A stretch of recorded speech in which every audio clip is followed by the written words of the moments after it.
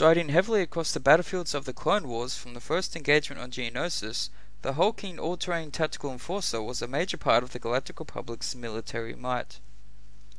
Now, from its inception, the AT-AT was originally designed to inspire fear and awe in anyone facing it, much like the AT-AT.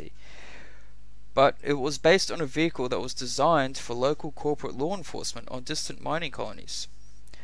But the design was then overhauled from the ground up by Rothana Heavy Engineering, who in turn was a small part of Kuwait Drive Yards.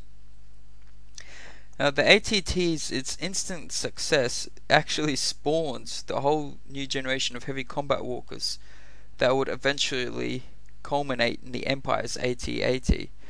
So the AT-AT's existence owes its existence to the AT-AT. Now, the AT-AT was commissioned by the Kaminoans on behalf of the Galactic Republic, although Rothana at the time were actually not aware of that. So they only had the one task of to design and build in total secrecy a multi-purpose assault vehicle. They were told that it had to be capable of operating as a troop transport, of offering battlefield fire support, and of having sufficient firepower to be able to assault enemy installations. Now, the vehicle that the Kaminoans wanted also had to operate on a wide variety of terrains. If an infantry trooper could walk it or climb it, the vehicle had to be able to follow.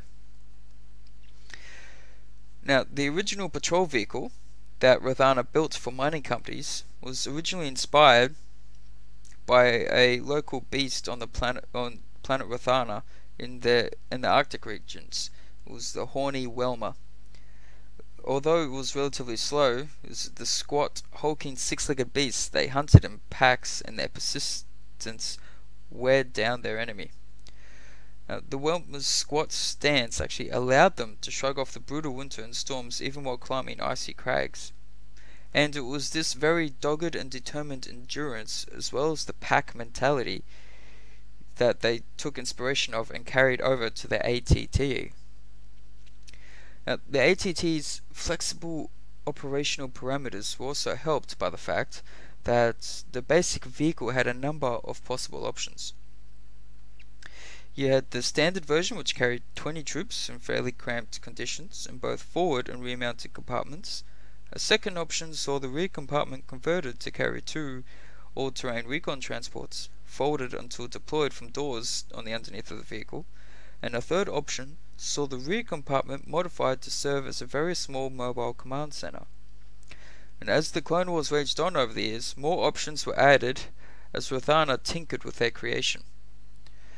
Now, the basic design of the AT-AT and the most common weapons configuration ended up seeing the vehicle armed with a huge mass driver cannon, operated by a gunner who sat in a position on the back on top of the gun itself in a rather exposed position. A pilot kept the vehicle on course, while a spotter found targets and monitored mission parameters. Now, there were 6 smaller anti-personnel laser cannons mounted on the front, top and bottom of the hull, right next to the cockpit, thus mimicking the horns of the Rothana Arctic Welmer, and they placed 2 at the rear. And the laser cannons allowed the 4 gunners seated inside the AT-AT to clear a deployment area for the ground troops riding within them. And those troops were then often deployed mainly to deal with close-range infantry threats that the walker itself couldn't tackle on its own because they were too small.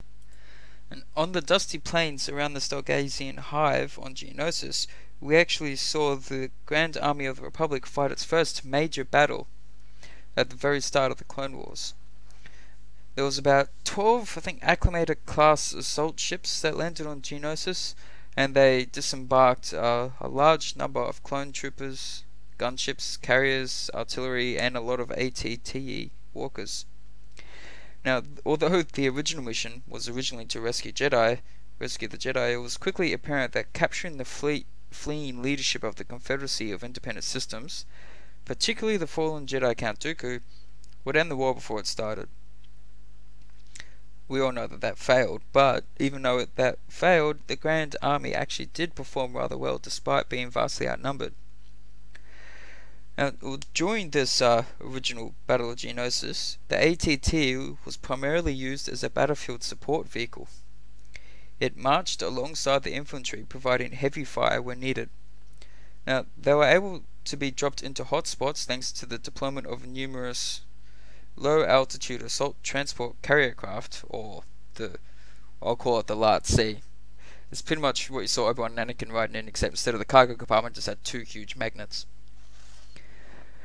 Now, these Lat Cs were actually a variant of the troop-carrying gunships, as I said before. Instead of the crew compartment, they had two large magnets which they used to grab the ATTEs and lift them up and carry them to pretty much wherever they're needed. But unfortunately, even though that was the best and quickest way to get them to where they needed to be, while the ATTEs were in flight underneath these Lat Cs, that was also when they were at their most vulnerable. Quite a few times there was a separatist Hellfire droids and anti-aircraft flak took out a number of the transport craft, though not as many as they would have done had the Republic not had near total dominance in the air during the battle of the time, but they still managed to take out a few before they even got to the ground. Now, also, the Hellfire droids proved as effective against the all-terrain tactical forces on the ground. But with alarming speed, the wheeled droids learned to hit the ATT's two principal weak points: the pilot's canopy and the munitions pod slung just behind the forelegs of the walkers. Now, a number of these walkers were actually destroyed in this way by a single missile. However, the walkers' overall performance, particularly in support of heavy artillery such as the lumbering big walkers you see take down a separatist ball ship, they were outstanding.